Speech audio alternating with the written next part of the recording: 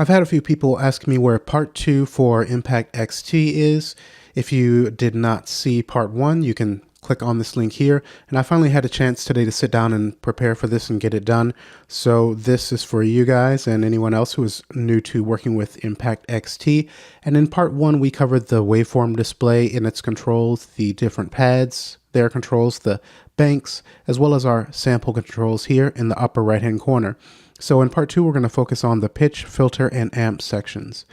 And I do want to say that I do believe that there is a small bug in this area, and it's probably going to come up during this tutorial, and I'll address it at that time. If it doesn't come up, I'll tell you what it is and try to recreate it at the end of the video.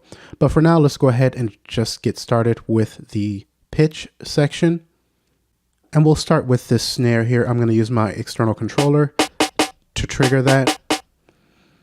And I'm actually going to come up to the trigger mode and change that to one shot. And we're going to start there. The envelope section is going to vary a little bit depending on whether you have one shot selected. We have attack, hold, and decay as available controls. But if we're working with loop, notice that we have ADSR, attack, decay, sustain, and release, as well as normal. We have this additional release control. So these are going to change a little bit, but we're going to focus on the controls for the one-shot mode first. And so looking at pitch, we have transpose, and this is pretty straightforward. We can transpose our sample in semitones. We can do that with a range of plus or minus 48 semitones. So if I trigger again with my external controller, I can move to the left. And notice that the playback does slow down when we trigger at this lower pitch. And then if I were to raise that up, it's going to play back quicker. Okay, so if we make use of the follow tempo here, and I select that, then we're going to maintain the same length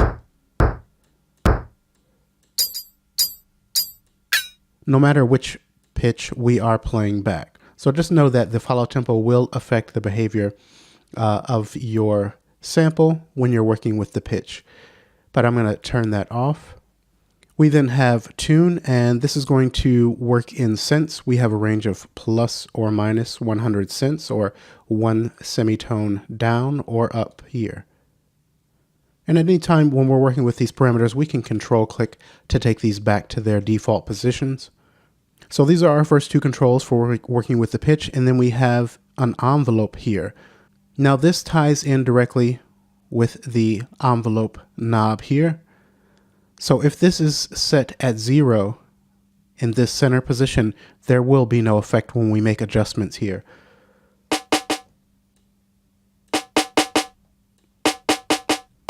So our sample is playing back as we just saw, but as soon as we make a change here, moving to the right, we are going to be increasing or raising the pitch of our sample. If we move to the left, we're going to drop the pitch of our sample.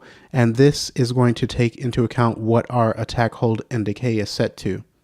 So all the way at the bottom, we have an immediate attack. So we're going to immediately play back this pitched down setting. If I raise the attack up a bit, notice that we have a pop-up window that's going to display in milliseconds how much we're increasing the attack time.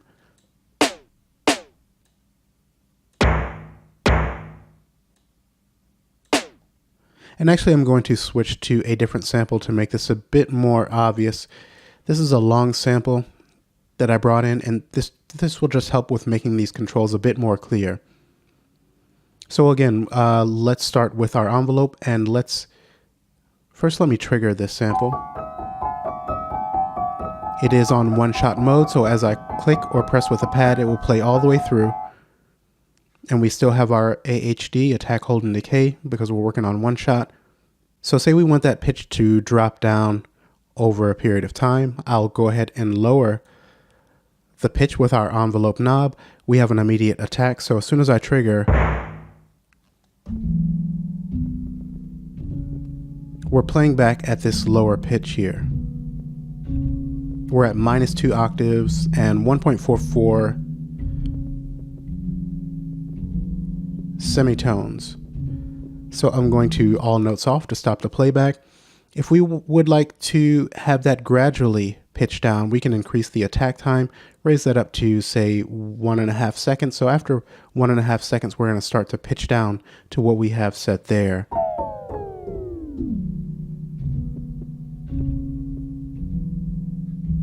Okay, I'll all notes off. Okay, so we then have our hold, which is going to determine how that change in pitch is, or how long the change in pitch is going to be held for. Now, it's lasted a long time because we have our decay up all the way to 20 seconds, and our decay is going to determine how long before returning to the initial set pitch here.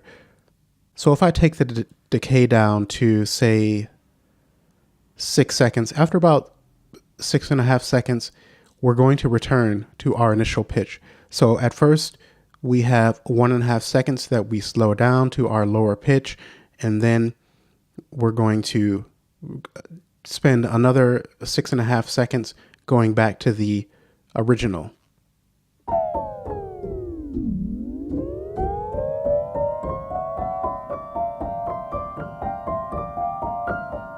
Okay, and then we have the hold. So if we want to maintain that slower pitch for a longer period of time, say about 3 seconds, we can raise that up. I'll trigger. We should have that 1.5 second to the lower pitch. Maintain that for 2.956 seconds.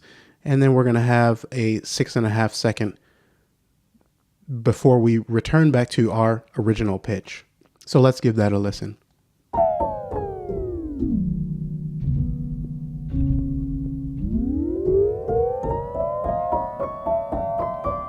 Okay, and then that is how we can make use of the envelope controls here. I'm going to click reset to take all settings back to their original position. And then we have velocity here. So when we activate this, this is going to determine how velocity will affect our pitch. And we have a range of plus or minus 127 for MIDI and a range of plus or minus 4 octaves.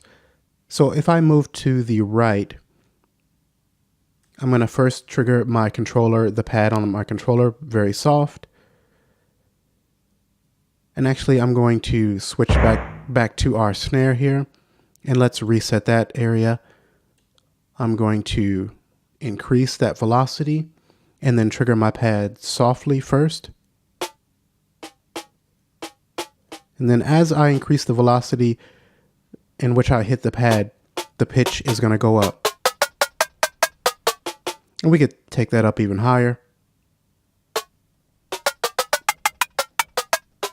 And then moving to the left, we will lower the pitch depending on how hard or soft we strike the pads. Starting off softly. And then the harder I strike, the lower the pitch goes. Okay, and I'll control click to take that back. And let's come back to our longer sample here and take a look at the filter section. So first we have our cutoff that's going to determine the frequency at which we are cutting a frequency. And by default, we're going to start off with a low pass filter. We can tell by that icon there. If I click on the drop down menu, we can see we have a variety of different filters: low pass, band pass, high pass. We have an eco filter, which is going to go easy on your processor if you're working on a slower system. But let's just keep it on the low pass for the moment. And in this mode, we can see that as I hover or if I click and hold on this cutoff, we could see we're allowing everything below 20 kilohertz to pass through here. So it's pretty much going to sound exactly as it would without the filter. And we're not even activated right now because this LED is not lit. So if I go ahead and activate that, our sample is playing back incredibly quick because I have the velocity up. So let me control click and take that down. Let's try that again. Okay, as I reduce the cutoff or lower it, we can see at what frequency we're cutting. And we basically lose our audio as I go lower. Okay, now if we were to use the high pass, then basically we're not going to have a signal because we're cutting everything up to 20 kilohertz. So I'm going to trigger and we've got nothing. But as I lower this, we start to include those higher frequencies. The further I go, we bring in more of the low frequencies.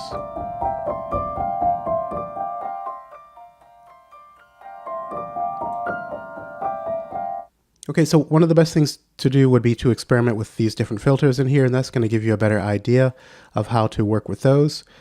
Next, we have resonance, which is going to boost the frequency at whatever we're cutting at. So if I raise this up to 550 hertz, I'll go ahead and re-trigger. Then this is going to act somewhat like a volume control for that 550 hertz.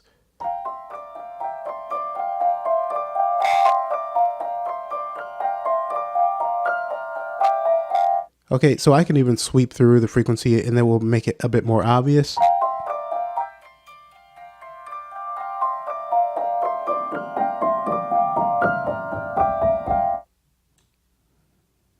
Okay, that is our resonance and cutoff. I'm going to control click to take those back to their original positions. And then we have our envelope section here.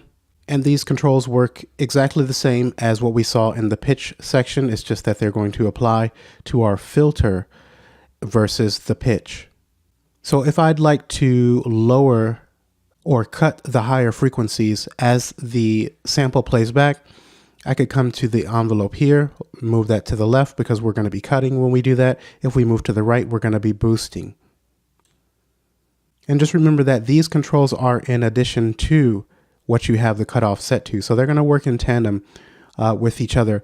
If you have a cut that you've set here, it's going to start from that cut and lower it even further.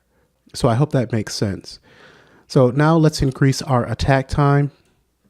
And somehow I entered into record. So then in this way, let's say after about nearly 2 seconds, we're going to start to cut the frequency by this amount. And I'm going to change this back to our low pass to be sure that we are cutting out the highs. Now let's play back.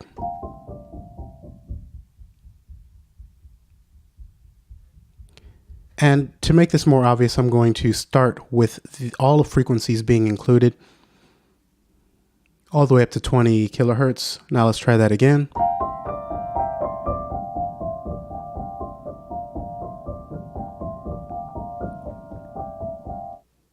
And again, that cut is happening throughout the entire sample because our decay time is set to 20 seconds. If we were to lower that to about 2 seconds, we'll return back to the original setting that we have here. Okay, it was very brief, but we could use the hold to make that last even longer. So if I set that to 3 seconds, then we'll hold the frequency cut. There's our attack. Now we're holding. And now our decay releases slowly back to the original filter setting here. And just notice that when we're working with this in this section so far, this tutorial so far, I am pressing the pad and then immediately releasing. And if you remember earlier, I said that these controls, or showed you that these controls are going to change up a little bit whether we're on loop or normal or one shot. So let's come back to that really quickly. If we change to, I'm going to select normal, we can see we have our releases now active. We have 4 separate controls. And the thing to keep in mind when working in this mode is this is going to be useful for if you have a sample that you would like to have the pitch change or the filter cut be active for as long as you're holding the pad. So let's continue on with our filter here where we have it set, our envelope, we're set to cut. We're not cutting anything in the initial setting here. We have an attack time of let's set that to 2 seconds. Our decay is at 2 seconds. And the decay is going to determine the amount of time it takes to reach the sustain level here after we reach our envelope value setting here. So what does all of that mean? First, know that the sustain in this instance where we're in normal or loop mode is going to be a mix of the single the signal filtered at our envelope value that is set here, mixed with what we have set at the cutoff. So when we're all the way up like this, we're going to be playing back completely this cut that we've made here, as long as we're holding the pad. Once we release the pad, then the release setting here is going to determine how quickly we return back to our filter setting here. So this all gets convoluted, but let's just go ahead and give this a listen. So I'm going to press and hold the pad. We should take 2 seconds to introduce the cut that we have here. And then we have 2 seconds to reach our sustain, which it's basically going to be 4 seconds that we're cutting, because at 0 dB, we're only going to be allowing this signal to be played back. And then as soon as I release, we're going to return to, let me set that to about 2 seconds. We're going to return to whatever we have set here, which is nothing really, because we're at 20 kilohertz. Okay, so let's go ahead. I'm going to press and hold. We begin our cut. We have our decay, our sustain. I'm still holding. I kind of let it go too far to the back. We also need to increase the release of our amp. The amp controls the amplitude or the level of our signal, and the release is turned all the way down. So as soon as I release the pad, our audio level is going to stop. So I'm just going to take that all the way up to 30 seconds. So let's try this again. I'll press and hold. We enter into our cut here. Now I'm going to release. And then we take our release time into consideration and return back to what we have here. I'm going to do that one more time without any narration. I'll release.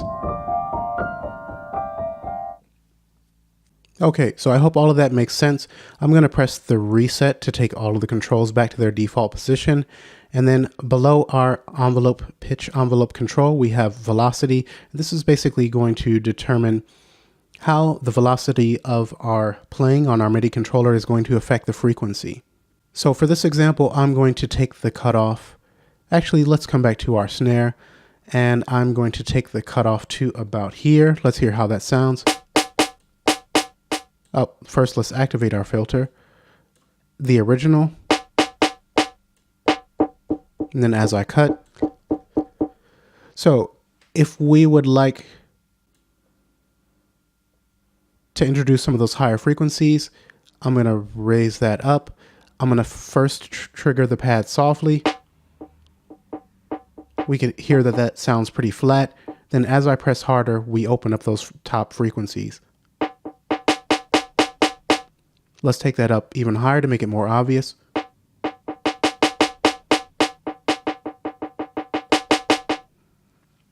Okay, I'm going to take the cutoff back up to 20 kilohertz, and then let's go in the opposite direction here. So if I trigger soft, we have those higher frequencies, and then as I trigger harder, the frequencies get cut.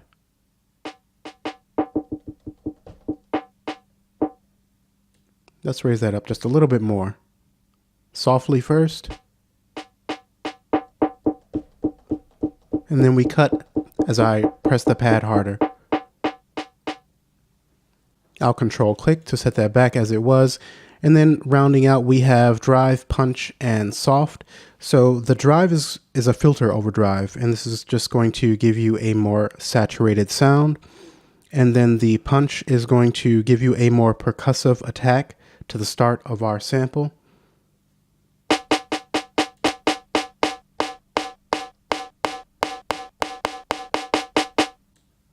And then finally, the soft is going to allow you to choose between two different analog modeled circuits. So if we activate that, then we're going to have a softer and darker tone. If we turn that off, then we're going to have a brighter sound. And then finally, we have our amp section. And again, these controls are just the same as what we've seen before. It's just that they're going to control the audio level of our signal. And let's come back to our longer sample here.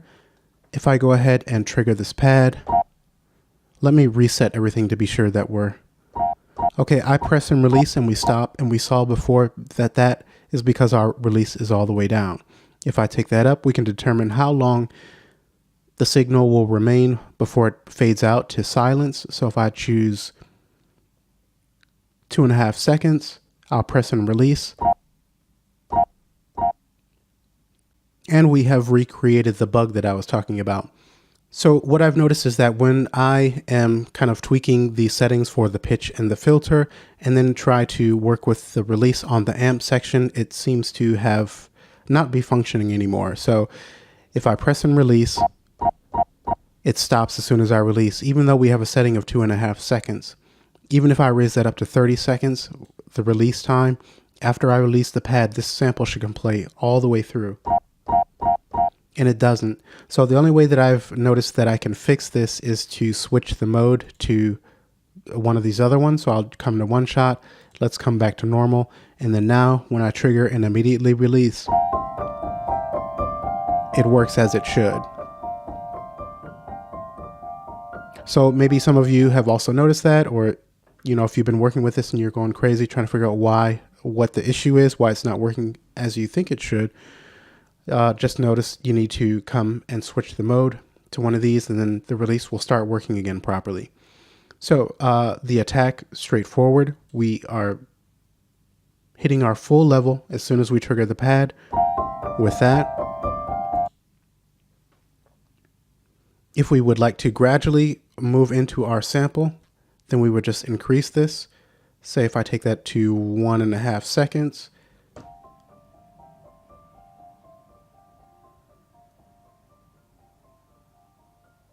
then we gradually go into our sample. And let's actually take our decay time down, which is going to determine how long we move on to our sustain level. And our sustain level is at 0 dB, so this should increase the volume then.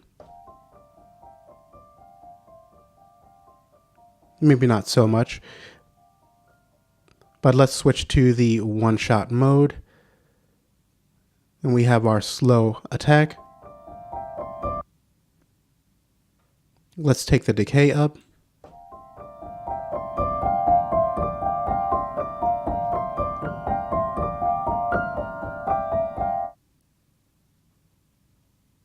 Okay, and that makes more sense. And again, if we come back to the normal mode, the sustain is really for when we're continuing to hold the key. So if I were to press and hold, then we should have that higher volume in this instance. I'm going to take the release down. So when I release, it's going to take about 3 seconds to fade, or 2 seconds now to fade out. So I'll press and hold.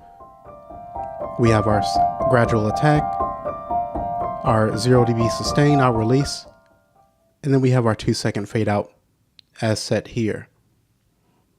Okay, now the final control that we have is velocity. And basically when we are all the way to the right, Impact is going to take full consideration into the velocity that is coming in from our external controller.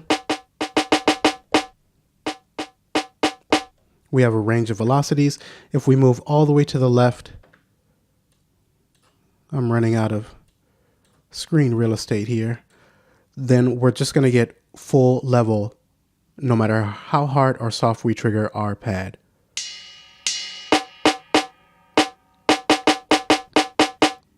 So we just have the one level no matter how much I vary the pressure while hitting the pad for this snare bottom.